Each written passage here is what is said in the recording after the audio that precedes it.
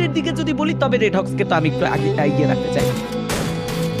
একদম মানে যে কাউকে এগিয়ে রাখা যায়, বাট আমি এখন আর আগের মতো ভুল করি না, আমি ভালো হয়ে গেছি। আমি কোনো প্রেডিকশন আমি যে টিম জিতলে আমি ওই টিম, ঠিক আছে। বাট ফ্যাক্টরির ছাদের উপরে কিন্তু হার্টেড গেমিংরা খুব দুর্দান্ত একটা পজিশন নিয়ে বসে আছে। হার্টেডের স্নাইপারও দেখতে পাচ্ছি হার্টেডের কাছে আছে। স্নাইপার থেকে এখন বেশি ডেডলি ওয়েপন আমার কাছে মনে পুরো লবিতে দেখি এসি80 বলছিলাম স্নাইপারের কথা। হার্টেড ধরাশায়ী করলো ফ্লিকারকে, ব্লেড উদ্দেশ্য করে একটা শট কানেক্ট করবে, আর একটা শট যাবে, দুইটা শট কিন্তু কানেক্ট হয়ে গিয়েছে নিজাতের উপরেও, এবং রাত উদ্দেশ্য করে একটা শট কিন্তু করা হবে। অ্যাজ এ স্নাইপার যতটুকু করা মানে করা যেত 100% হার্টেড কিন্তু এখানে দিয়ে দিয়েছে, এবং রাহাত কিন্তু রেঞ্জের বাইরে চলে যাবে। ব্লেড এখন পর্যন্ত রেঞ্জে আছে, এন্ড আরো একটা স্কাইলার হার্টেডের সাইড থেকে চলে যাবে, আরো একটা নকের খুঁজে হার্টেড থাকবে। বাট মেরুদণ্ড ভাঙার যে ব্যাপারটা সেটা কিন্তু একদম করে দিয়েছে হার্টেড বলতেই হবে, বা রেড হক্সের মেরুদণ্ড কিন্তু ভেঙে দিয়েছে অ্যাকচুয়ালি। অ্যান্ড আমার মতে যে ফ্লিকার এই মুহূর্তে থাকলে লং ডিস্টেন্সে ভালো একটা সাপোর্ট পেতো রেড হক। ওভারঅল হার্টেড গেমিংকেও কিন্তু পিছিয়ে রাখা যায় না। 15 এলিমিনেশন নিয়ে এবার আপার গ্রাউন্ড ধরে খেলছেন, একের পর এক স্নাইপিং চার্জ, ব্লেড বের হয়ে গিয়েছেন। সারপ্রাইজিং হলেও এটাই সত্য যে বের হতে পেরেছেন তিনি। হাতে ছিল M590 একটা গলতি দিয়েছিল, এবং পুরো হাতে পারে T2R এর উপরে দুপাশ থেকে যদি প্রেশারটা যায় তবে আরো কেমন ভাবে ডমিনেট করতে পারবেন। যদি অলরেডি সাইকিনকে ডাউন দিয়েছেন লং ডিস্টেন্স থেকে ফ্লিকারের ব্যাক টু ব্যাক স্নাইপিং চার্জগুলো, এবং সেখানে আরো একটা প্লেয়ার লুজ হয়ে যাবে। T2R এর একেবারে শর্ট রেঞ্জে ব্লেড তার M590 ইউজার্স গুলো দেখাচ্ছে, কোনোভাবেই সুযোগ থাকবে না আফরার, তারাও থেমে নেই তাদের জায়গা থেকে। বাট এবার শর্ট রেঞ্জে ব্লেডের অ্যাগ্রেশন যেন একেবারে মুগ্ধ করার মতো। another charge blade and gaming with Maruf. T2R এর সেই চমৎকার লাইন আপটি অ্যাটলাস হ্যাশট্যাগ টেইনে তাদের সর্বোচ্চটা হারিয়েছে। তবে ফাইট শেষ হয়নি, নতুন টিমের প্রবেশ ড্রো ভাই, এবং নতুন ভাবে আবারও ভাবতে হবে, নতুন ভাবে আবারও স্ট্র্যাটেজি বিল্ড আপ করে অ্যাগ্রেসিভলি রাশ করতে হবে অপোনেন্ট স্কোয়াডের উপর। একদম। এবং নেপালি টিম আমাদের জিটিকে তারা কিন্তু এখানে এন্টার করবে। তারা কিন্তু একসাথে দুইটা টিমকে ট্যাকেল করতেছে। রাইট সাইড থেকে ওএফসি, এবং তাদের সামনে আরএইচকে, ব্লেডকে এখানে নক করা হবে। ব্লেডকে হিল দেওয়ার জন্য চলে যাবে নিজাত, সাহিল এবং আকু সামনের দিকে চার্জিং করবে। ট্রগান থাকবে, খানিকটা ড্যামেজ দেওয়া হবে ফ্লিকারকে, একটা শর্ট কানেক্ট করা হচ্ছে সাহিলকে, একটা ভালো অস্কারের ইউজ দেখতে পেলাম। রাতের সাইড থেকে ম্যাক্স 7 থাকবে, আকুকে নকডাউন করা হবে। ওএফসি এই ফাইটে এন্টার করবে। NS27 কিজুকি নকড আউট, না NS27 knocked out. RHK one after another back to back just teams আসতেছে, এবং এখানে সমাধি চলতেছে, একটা কবরস্থান ক্রিয়েট করতেছে আরএইচকে। অলরেডি তিনটা টিমের মানে ডেডকিট এখানে দেখতে পাচ্ছি, এবং এখন পর্যন্ত ওএফসির আরো দুইটা প্লেয়ার নিচের দিকে আছে, আরো একটা প্লেয়ারকে নক করা আছে।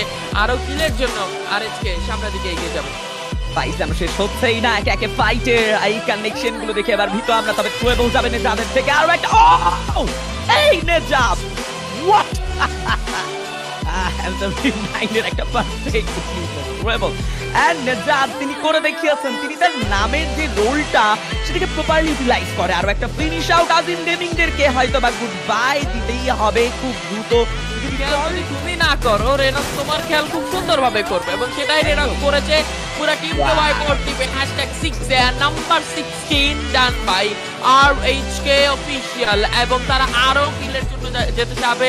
জোন তারা ক্যাপচার করে ফেলবে, দিয়ে আপনাদেরকে খেয়াল করবে, এবং সেখানে আপনার এলিমিনেশন গুলো কিন্তু আপনার এলিমিনেট হয়ে যাওয়ার চান্সটা, আপনার টিমের এলিমিনেট হয়ে যাওয়ার চান্সটা অনেকটা বেশি, এবং রেড হক্স এখন সেটাই করছে। সানাবসদেরকে ঘিরে ফেলেছেন। It's a fight once again, red hawks versus সানাবস। ব্যাক টু ব্যাক কিছু শট যাবে ব্লেড, নেজাদ আর রাহাত থেকে, একের পর এক ট্রুয়েবল, এবং সানাবস প্রথম টেক ডাউনটা নেবেন। সেখানে ব্লেড এখনো শান্ত হয়নি। ওভারঅল প্রেসারটা এবার সানাবসদেরকে একেবারে নিরাশ করছেন, একেবারে দিশেহারা করছেন দুটো প্লেয়ার। আর একবার উঠে যাওয়া টাওয়ারের মধ্যে প্রত্যেকটা প্লেয়ারের aggression, Rahat blade and boom, হয়তো বা সানাবস এটাই গল্পের শেষ মুহূর্ত। and goodbye, একটা বিশাল ক্লাস নেজাদ ব্লেড and রাহাদের and সানাবসের #Twitch elimination বিদায় নিয়েছে রফি। Last two team flame versus red hawk. প্রেডিকশনের কথা বলবো না, যত ধ্রুব ভাই ছেড়ে দিয়েছে, বাট এতটুকু বলা যেতেই পারে ফ্লেমকে এবার বেশ বুকের প্লেয়াররা অলরেডি শর্ট রেঞ্জে চলে গিয়েছে। ব্লু মেন্টাল ক্লর ইউজ রুতো সাইড থেকে দেখতে পারবো। ব্লেড যাবে রুতোর উপরে, চড়াও হবে, রুতকে নকডাউন করবে ব্লেড। টাওয়ারে যাবে নেজাদ, নক করবে আরো একটা প্লেয়ারকে।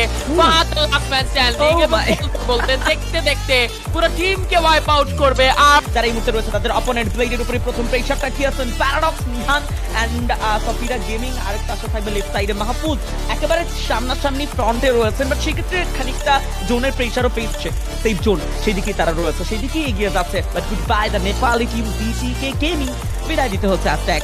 এই যে লাফসাবিন টিম, নতুন টিমের প্রবেশ বলতে চাচ্ছিলাম খানিকক্ষণ আগে যে প্রবেশ করবে নতুন টিম, বলতে বলতে প্রবেশ করেছে ফানি গেমাররা। And right now red hawks versus funny gaming, funny gamer এবং মুখোমুখি ফাইটে প্রথম প্লেয়ার আদিনকে ডাউন দিবেন, আরো একটি শট যাবে কানেকশন। নেজাত প্রবেশ করেছেন ফাইটে, ব্লেডের একের পর এক M519 ইউজার একেবারে যেন আপার গ্রাউন্ড কন্টেনারের উপরে এসেছেন।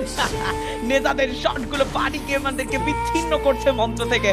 And like what is freaking happening? Funny গেমাররাও বলবে যে কেন আসতে গেলাম এই ফাইটে, মানে লাইক এতটা রেগে কেন আছে রেড হকস, এই ব্যাপারে কোনো সঠিক অ্যান্সার তো দিতে পারবো না।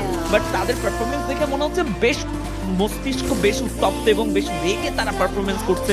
একের পর এক কানেকশন, এবং যেটা ধ্রুব ভাই বলছিল যে জাম্পিং শটগুলো তাদের নেজাত কন্টেনারের উপরে উঠে গেছে, সেখান থেকে শটগুলো কানেক্ট করছে।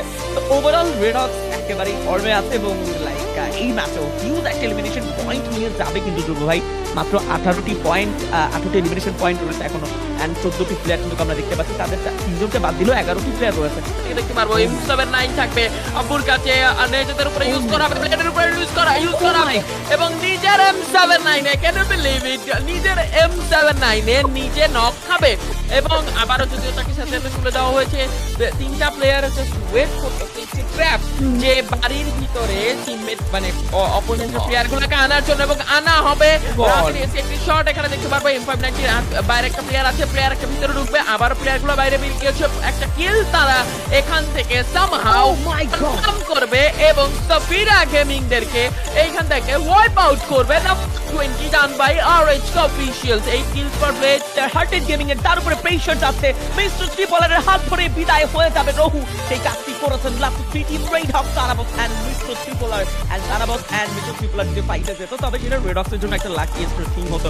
But right now I don't think তো রেড হক সেটার জন্য অপেক্ষা করে। ব্লেডের সামনে একটি প্লেয়ার তারাবস M519 ইউজার্সটা দেখাতে চাইবেন আরো একবার, দুপাশ থেকে প্রেসার তারাবসের, এবার জাম্পিং শট, ও ডাউন দিবেন তারাবস। নেজাত পেছন দিক থেকে এবার নতুন একটা বুলেট যেন তার সমাপ্তির জন্য দায়ী। Last 2 team, it's a 1v3 battle. Red hawk blade এখন প্রেসারটা যেন অনেকটাই বেশি, 3টি প্লেয়ারকে একা ম্যানেজ করতে হবে। প্রথম শট ব্লেডের, that is headshot. 45 points, 19 elimination.